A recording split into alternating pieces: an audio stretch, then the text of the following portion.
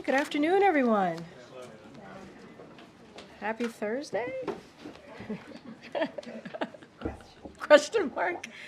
So today I am honored to speak to you from our brand new press toast lectern. Yay, yay.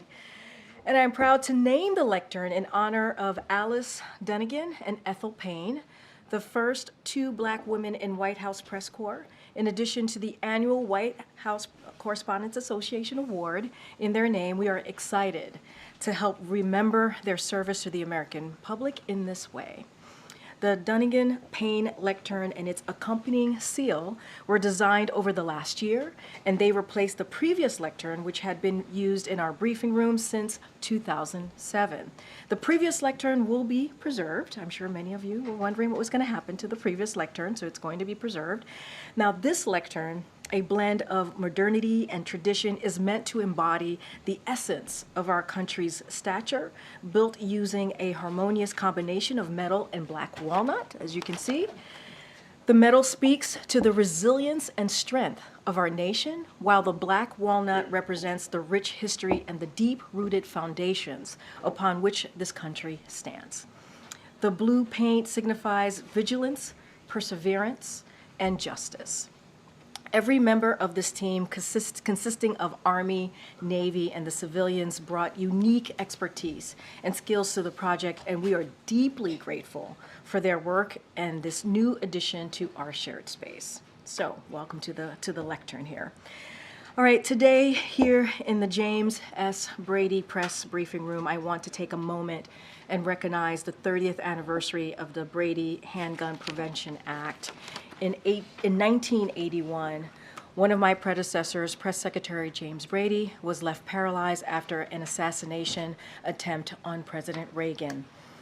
In 1993, the Brady Bill, which James Brady advocated for, and which President Biden worked to pass as then chairman of the Senate Judiciary Committee, created the background check system that we have today. According to the Department of Justice, this system has denied over 4.4 million applications and prevented guns from getting into the hands of domestic abusers and people with felony records. Building on these efforts, President Biden continues to take historic action on gun safety, including strengthening background checks through the bipartisan Safer Communities Act, which is the most sweeping gun safety legislation in the last 3 decades. Specifically, the law enhances background checks for people under 21, and a proposed rule implementing the law would close the gun show and internet loophole. President Biden has also taken more meaningful executive action than any other president to make our schools, our churches, grocery stores, and our communities safer. We're also encouraged to see 20 states step up to pass laws to expand background checks to cover private sales, including most recently in Minnesota and also in Michigan. But we can't do it alone. Congress must fully fund the FBI and ATF, who administers the system, and act to establish universal background checks, pass a national red flag law, ban assault weapons, invest in proven solutions, and more. Now, turning to the economy, today and yesterday we got more good news on the economy as inflation continues to fall and the economy continues to grow. Today, annual inflation fell to its lowest level in more than 2.5 years, and monthly inflation was 0. Again, 0. Gas prices are down by $1.77 from their peak after Putin's war. Prices for eggs, milks are down over the last year. The economy grew more than 5% last quarter, stronger than any quarter under Trump outside of the pandemic. We still have more work to do, and we understand that, and we know that. The president understands that. But prices are still too high. That's why President Biden is fighting to lower costs for American families by strengthening our supply chains, taking on Big Pharma to lower prescription drugs, cracking down on price gouging by banning hidden junk fees, and calling on corporations to pass savings on to consumers.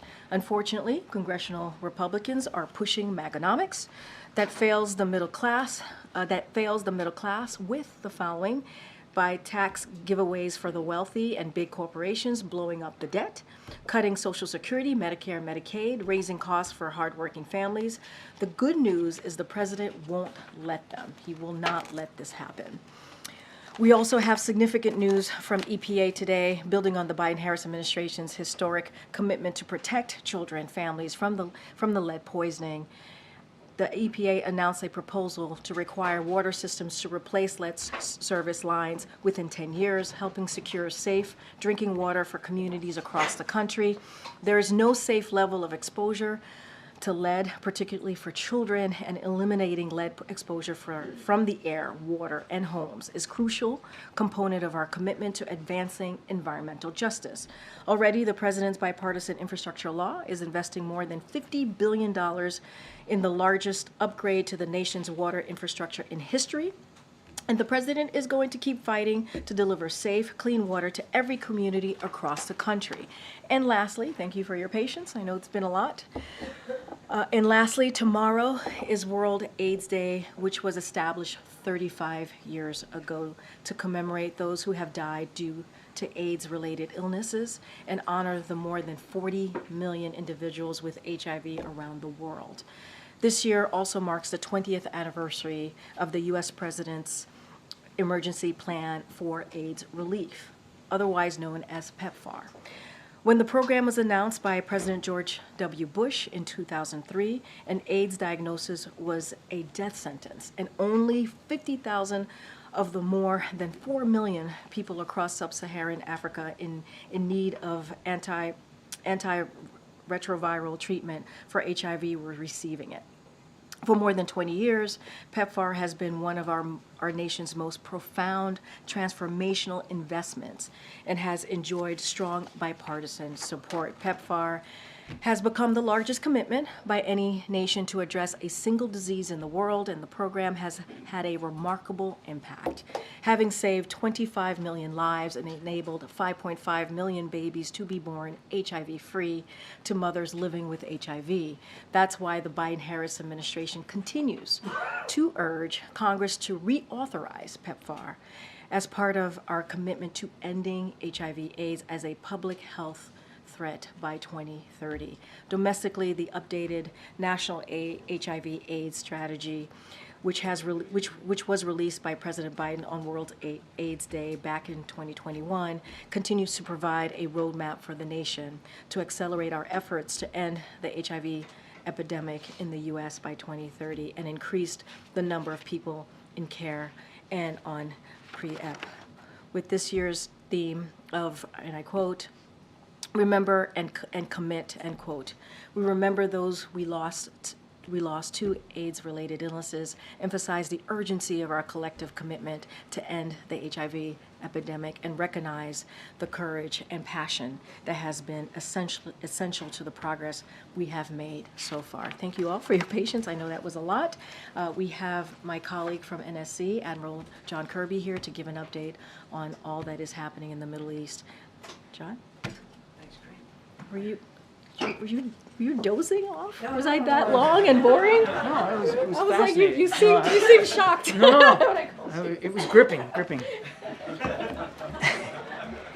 Thanks, everybody. Unfortunately, I'm going to submit you to a few different topics, too. I'll try to get through it as quickly as I can. Obviously, first thing I want to talk about is what's going on in the Middle East and this extension of a deal now for a 7th full day. The humanitarian pause now over the first 6 days has seen more than 100 hostages released and returned to their families, and a significant surge in humanitarian assistance into Gaza, several hundred trucks over the last week, which is important. Again, we all recognize more needs to be done, more needs to get in, but we shouldn't discount the incredible work that has been done on the ground to get more food, water, medicine, and even fuel to the people of Gaza over the last week. And so we're going to continue our efforts with Israel, with Qatar, obviously with Egypt, to support and extend this pause as much as we can and to help secure the release of all the hostages held by Hamas terrorists. And I know one of the first questions I'm going to get is, what are the chances of an extension? And I just can't tell you that right now, except to tell you that we're working at it literally by the hour to see if we can get this 7th day turned into an 8th and 9th and 10th and beyond. But But all I can do is tell you where we are right now, and we're glad that we got a 7th day out of this. The IDF, the Israeli Defense Forces, have noted that at least at the time that I came out here, 2 hostages had made their way back. I don't know if there'll be more. We certainly hope there'll be more, but again, we're working on this by the hour. And then I think we've all seen the terrible news coming out of Jerusalem, a deadly shooting attack there where at least 3 people were killed. Hamas has claimed credit. We obviously condemn this terrorist attack, this heinous violence. Just another example of the kind of threat that the Israeli people and the Israeli nation are under by Hamas. So we certainly extend our condolences and thoughts and prayers to all those affected and the family members that are now grieving, additional family members that are now grieving. I want to switch, if I could, to Russia and Ukraine. Last winter, Russia sought to destroy Ukraine's critical infrastructure, the energy infrastructure, and to deprive the Ukrainian people of access to heat and electricity at the coldest time of the year. Russia tried to break the will of the Ukrainian people, but of course it failed.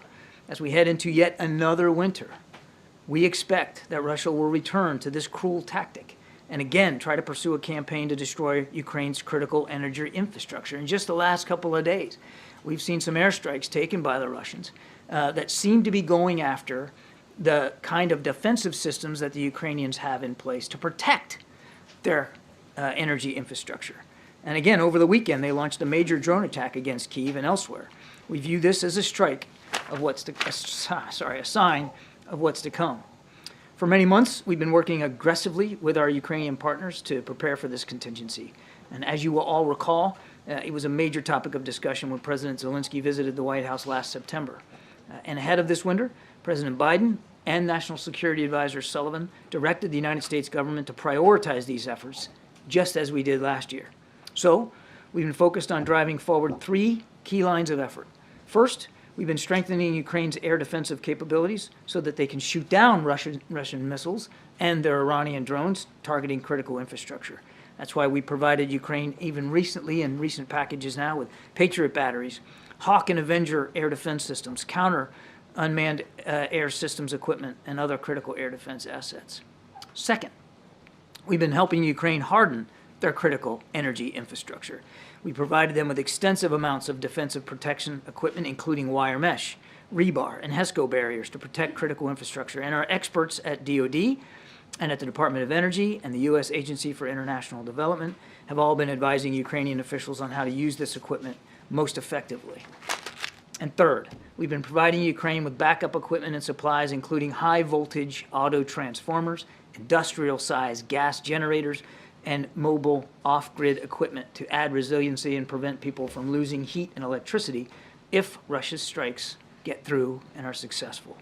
We're pursuing these lines of effort in coordination with our allies and our partners. The President has been leading a coalition of more than 50 countries to provide Ukraine with the security assistance it needs, including additional, as I said, Patriot batteries, SAMP-T systems, and hundreds of air defense missiles. Last winter, we stood up the G7 Plus Energy Coordination Group, which we continue to lead and convene on a regular basis. Through this forum and others, our allies and partners have provided Ukraine with energy equipment and backup supplies, as I said, including power generation equipment, transmission infrastructure, and further passive protection. This is no easy task, none of this. We have more work to do in support of Ukraine, and we need Congress to take action to pass additional supplemental funding so that we can keep providing Ukraine with the air defense assets, the protection equipment, and the backup supplies that they need. President Putin appears certainly intent on continuing this conflict and on taking it directly to the Ukrainian people, again at the coldest months of the year.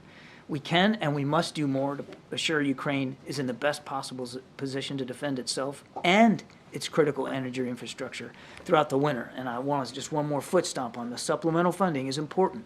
We didn't pull those figures out of thin air. We need that funding. We continue to urge Congress to pass that supplemental as soon as possible.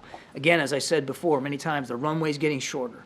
And we think we got till, about the end of the year before it gets really, really hard to continue to support Ukraine. And the end of the year is coming soon.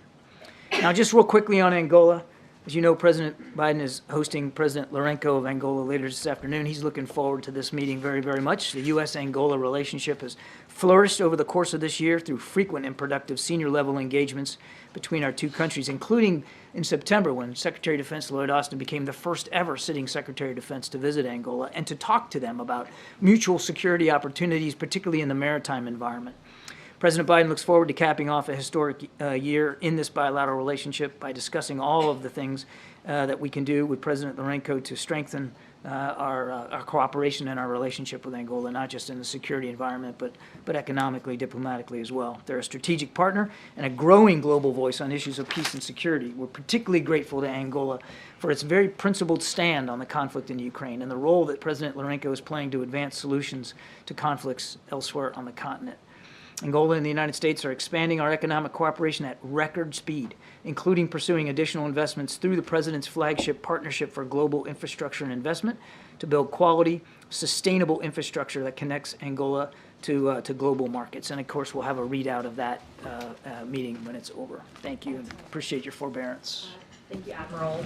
So the U.S. administration has been clear that they've asked Israel to be more targeted in its military operations in southern Gaza, but Israel has vowed to resume this fighting with full force when it starts again. So what has the president specifically told Netanyahu, and how much daylight is there between what the president wants and what Israel wants? So obviously we continue to believe that Israel has the right and responsibility to go after Hamas. They have said, they have spoken for their military campaign, and they have said very clearly that that when these pauses are over, they intend to go back at it.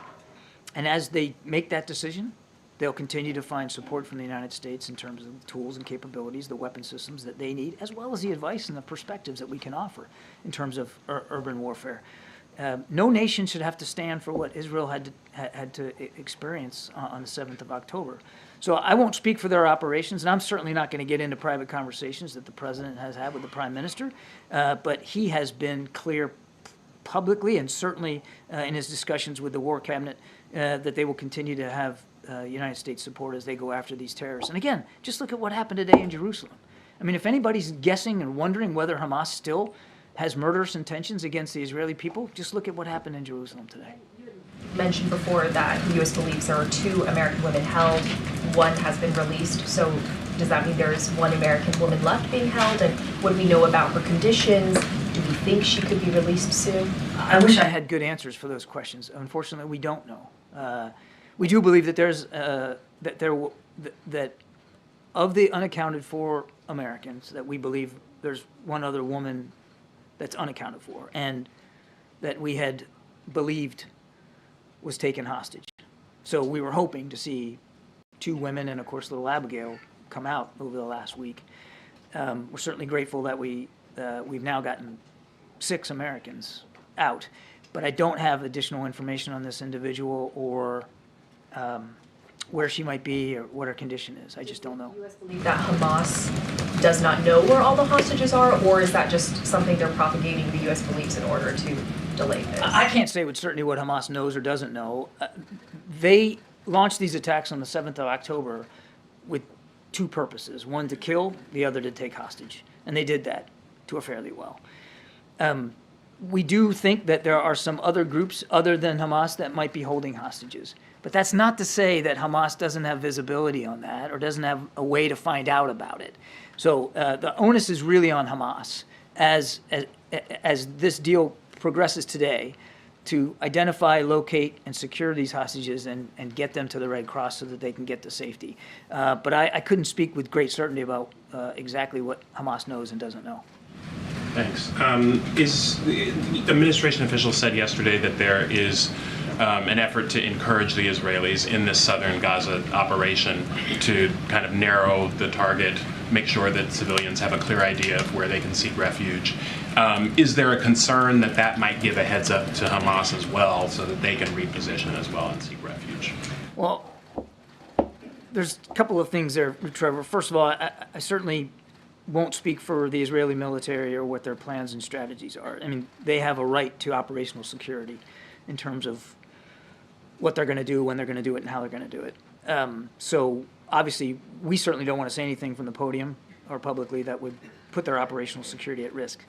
Secondly, we have been very consistent and clear with our Israeli counterparts that we do not support a move to the south unless or until they have adequately accounted for the protection of innocent human life, civilian life, in southern Gaza, with the understanding that there's a whole heck of a lot more innocent civilians in southern Gaza than there were a week or two ago, because the Israelis opened up corridors for them to move south. So I won't get too far ahead of operations, but what we want to see and what we're urging our Israeli counterparts to do is to make sure that there's a proper accounting for that, that there is appropriate safety measures put in place so that these additional now hundreds of thousands of civilians are not put at greater harm's way than they already are right now. And then the father of an American hostage that was released from Gaza said that he was invited to the White House to come speak with Biden in person. Do you have a date as set as far as when that's going to take place? No, sir.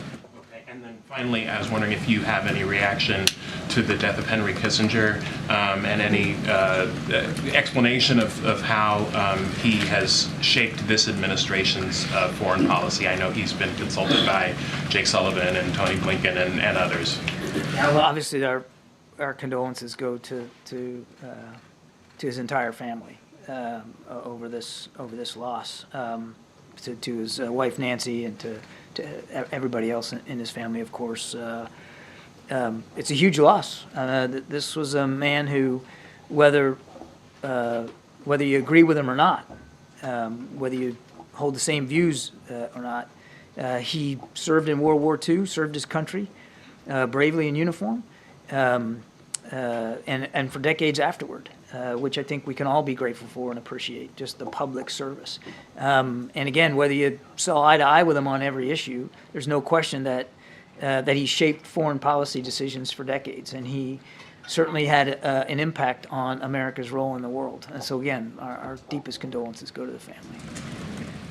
Karine, John, thank you. Just to follow up on that, is there a reason why the administration hasn't issued any formal statement from the president or this White House with regard to his death? I wouldn't read anything into that just yet. Okay. And then on the president's comments about conditional aid to Israel, I wanted to follow up because he suggested that if conditions had been in place, the progress that we have seen so far might not have happened. So of all the proposed conditions, can you explain how they would hinder efforts, whether it's, reducing the level of civilian casualties or making sure U.S. weapons are used within humanitarian law?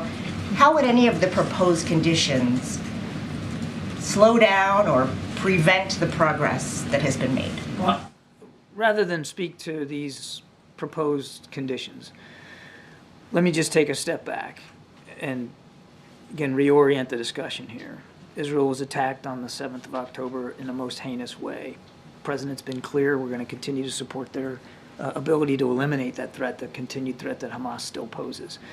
At the same time, as we have done that since the early hours, we've been urging our Israeli counterparts to act with as much precision and care and deliberateness as they can in their targeting. Now, again, I'm not discounting the fact that many thousands of innocent people have been killed, many thousands more injured, and hundreds of thousands displaced internally in the country, in Gaza, Gaza. We continue to, again, urge our Israeli counterparts to factor all that in as they plan and execute military operations. And as a result of, and this is what the president was talking about, as a result of our engagement with our Israeli counterparts, we have seen results. I mean, now a week-long pause. At the beginning of this, the idea of a pause was unthinkable to our Israeli counterparts. But now a week-long pause, 100 hostages out, hundreds of trucks of aid getting in. At the outset, the idea of humanitarian assistance getting in was not something that was warmly received as an idea.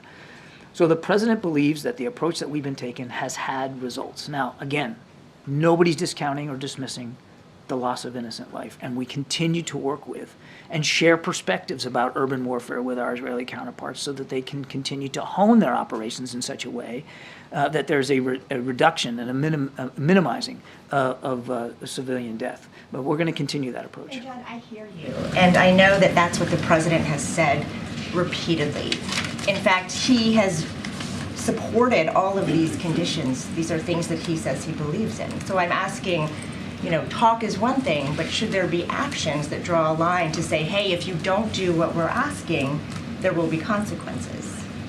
We believe that the approach that we're taking thus far has produced effective results. Again, without discounting civilian deaths, and I don't mean to dismiss that at all. Each one's a tragedy, and we mourn them all. But the approach that we're taking thus far is having results, and it has actually had a practical effect on the way our Israeli counterparts have prosecuted these operations. I mean, just look at, for instance, the ground incursion into Gaza. I mean, without getting into too much detail, I tell you, we shared with them our own experience in that kind of urban warfare in places like Fallujah and in places like Mosul. And we sent over military advisors and experts to talk to them about some of those lessons learned. And I can tell you they were receptive to those lessons learned. And it did affect, again, I don't think I'm giving anything away for the Israeli military, but it did affect the way they ultimately chose to go into Gaza. So I would just say we're gonna keep at that.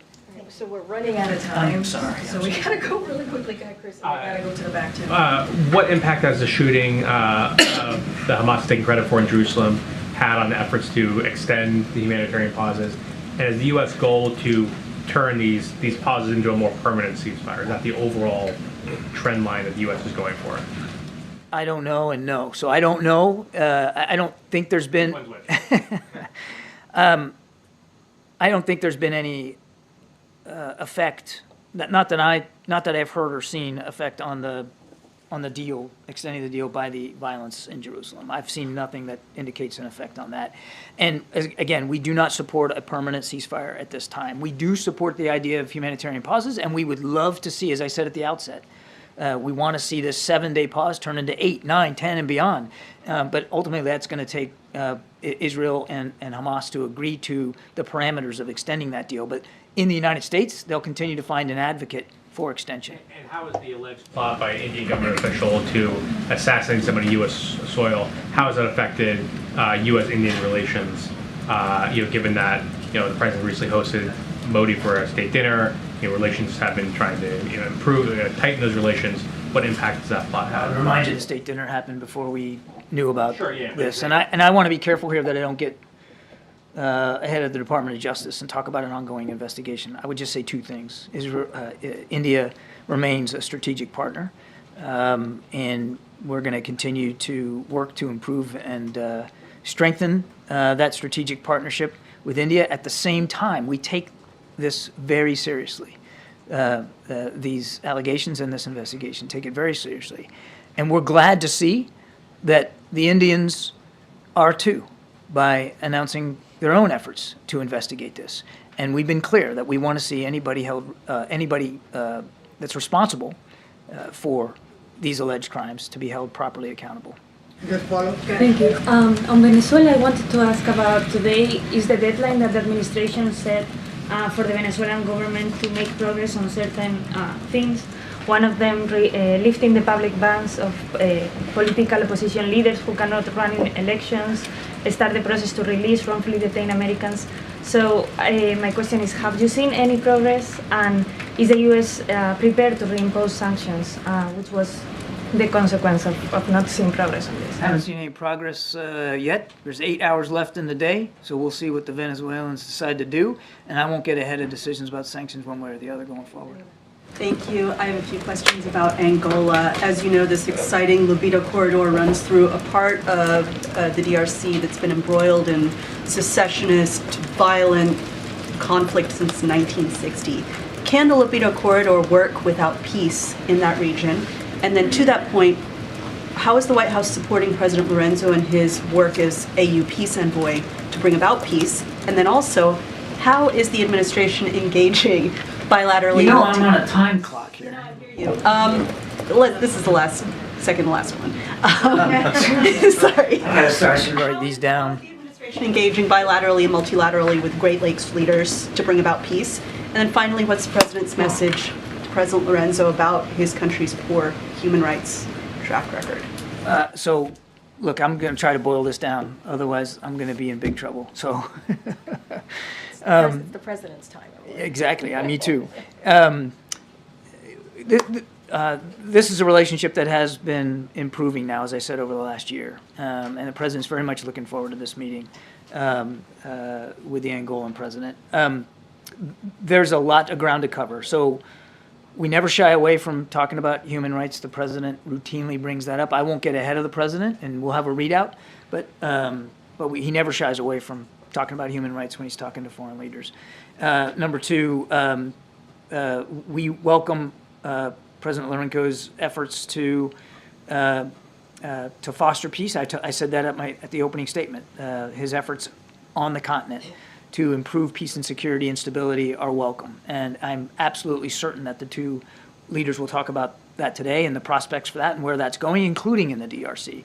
And number three, on the libido corridor, the president's very excited about this. This is a real landmark effort as part of PGI and helping lower and middle income countries find sustainable investments in their infrastructure that can not only create jobs but also open up economic opportunities, in this case, all across that southern part of sub-Saharan Africa. So it's very exciting, and we're gonna keep pushing forward with it.